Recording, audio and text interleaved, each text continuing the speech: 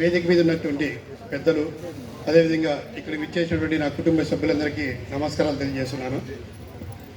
ఈరోజు మనం చూస్తున్నాం, ఎక్కడా లేని విధంగా ఖర్చులు కూడా అందరూ కూడా చూస్తున్నారు. ఈ బంజారా కమిటీ అనేది ఇక్కడ ఏర్పాటు చేసి 40 ఏళ్ళు కావస్తుంది. 40 ఏళ్ళు పైచిలికే కావస్తుంది. ఈ కాలనీ పుట్టప్పటి నుంచి బంజారా కమిటీ కూడా ఇక్కడ ఏర్పాటు చేయడం జరిగింది. అందులో భాగంగా ఈ ఎలక్షన్ ఏదైతే వచ్చిందో, నేను కార్పొరేటర్గా కంటెస్ట్ చేసినప్పుడు ఇక్కడ 40 ఏళ్ళ నుంచి మేము ఉన్నాం చేయడం. ఈ కమిటీ ద్వారా నేను ఒక రిక్వెస్ట్ చేశాను. అందులో భాగంగా నేను కూడా ఎమ్మెల్యే గారికి చేయలేకపోతున్నాం. ఇటు డెవలప్ చేయాలంటే ఒక కమిటీ ఏర్పాటు చేయాలంటే ఆయన కూడా సానుకూలంగా స్పందించి చేద్దాం, దీన్ని అయితే గట్టిగా చేద్దామని చెప్పి నాకు కూడా చెప్పాడు. చెప్పిన భాగంగా కూడా నేను ప్రతిసారి కూడా మా రిక్వెస్ట్ చేయడం, ఆయన కూడా చాలా నాకంటే ఎక్కువ బాధ్యతగా తీసుకొని ఆయన కూడా దీన్ని ముందే తీసుకోవాలని చెప్పి ఉద్దేశంతో ఈరోజు కార్యరచన కూడా చేయడం జరిగింది. మనందరం కూడా ఒకసారి గ్రహించాలి, ఏదైనా ఒక చిన్న ఫంక్షన్ చేసుకోవాలంటేనే, ఒక బర్త్డే ఫంక్షన్ చేసుకోవాలంటేనే, ఇంకోటో చేసుకోవాలంటే మనకు ఏ స్థాయి అయితే ఉంటుందో ఆ స్థాయి దగ్గర చేసుకుంటాం. కొంతమంది రోడ్ల మీద పెట్టుకుంటాం టెంట్లు వేసుకొని, లేదా ఒక అంతో ఇంతో ఆర్థికంగా ఉంటే ఒక చిన్న ఫంక్షన్లు పెట్టుకుంటాం, లేదంటే ఇంకా ఆర్థికంగా బాగుంటే పెద్ద ఫంక్షన్లు పెట్టుకుంటాం. ఒక చిన్న టెంట్ వేసుకుని 20,000 30,000 వరకు ఖర్చు అయ్యే పరిస్థితి ఉంది.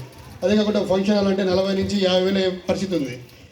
ఇంకా పెద్ద అంటే ఎక్కువ కూడా కావచ్చు, మనం పెట్టేదాన్ని బట్టి ఉంటుంది. అందుకని చెప్పని ఇక్కడ బలహీన వర్గాలు ఎక్కువ ఉన్నారు.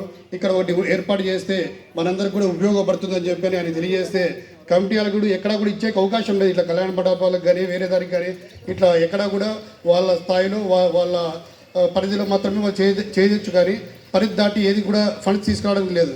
కానీ ఆయన గ్రహించి ఏదైతే తీసుకొస్తే బాగుంటుందని చెప్పనేసి ఎమ్మెల్యే గారు ఇక్కడ మనకి ఇక్కడైతే ఎస్టిమేషన్ ప్రకారం 50 లక్షల నుంచి 60 లక్షలు పైచిలిక అవుతుంది. కానీ ఫస్ట్ 25,000 తీసుకోండి, మీరందరూ కూడా బాగుండాలా, ఇక్కడ డెవలప్ చేసుకోవాలనే ఉద్దేశంతో 25 చేశాడు. అది కూడా ఇంకా 40,000 కూడా తొందరలోనే, సారీ 40 ల్యాక్స్లో కూడా ఇంకా 40 lakhs కూడా అవసరమవుతుంది. అది కూడా ఆయన చాలా పట్టుదలతో, నేను ఒకసారి అడిగితే ఆయన 10 సార్లు చెప్తాడు, ఎట్లా ఎంతవరకు స్టార్ట్ అయ్యింది, ఎంతవరకు చూద్దాం, మీరు ఫస్ట్ స్టార్ట్ చేయండి, డబ్బు కూడా నేను మిగతా ఇస్తాను అని చెప్పి కూడా ఆయన చెప్పడం జరుగుతుంది.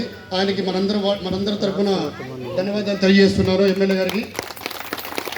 ఇంకా కూడా కొంతమందికి అపోహ ఉంది, మన కమిటీ ఏదైతే ఇక్కడ ఉన్నారో వాళ్ళకు కూడా కొద్దిగా అపోహ ఉంది. ఎందుకంటే మనమందరం కూడా ఇక్కడ మహిళలు కూడా ఉన్నారు.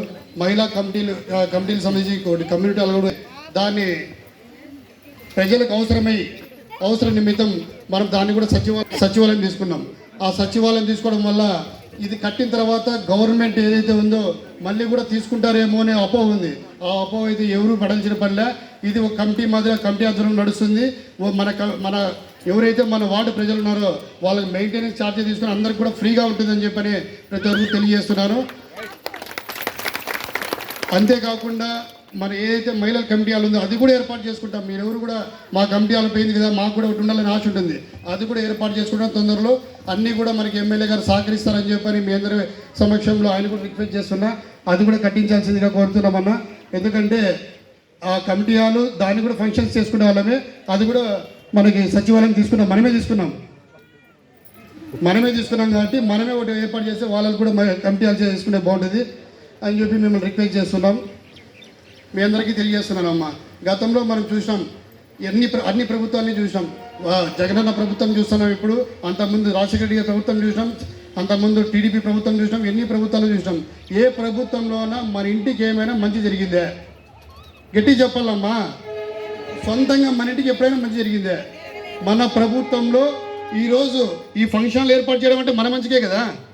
ఇది మన కోసమే, మన పరిధిలో ఉండే అందరికీ ఉపయోగమే కదా. అన్నీ కూడా మన కోసమే చేస్తున్నటువంటి జగనన్నకి మనందరి తరఫున ఒకసారి చేయకూడదామా? ఏమా? అదేవిధంగా మన అర్బన్లో మనకు సహకరించినటువంటి ఎమ్మెల్యే గారు అనంత వెంకటరామరెడ్డి గారు చేయకూడదామా? అదేవిధంగా మన మేయర్ అయినటువంటి వసీం గారికి ఒకసారి చేయకూడదామా?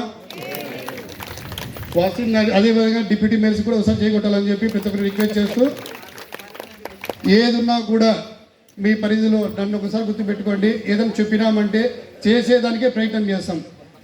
గతంలో ఏదైతే పొలిటీషియన్స్ ఇక్కడ ఉన్నారో వాళ్ళ ఆర్థిక లబ్ధి కోసమే ఇక్కడ పరిపాలించారు తప్ప ఎప్పుడు కూడా సమాజానికి మేలు చేయలేని ఉద్దేశం లేదు. నన్ను మీరు ఎన్నుకున్న తర్వాత నేను ఒకటే మాట ఇచ్చాను ఆ రోజు, అన్న ఒకటి చేసుకుంటూ వస్తామని చెప్పి.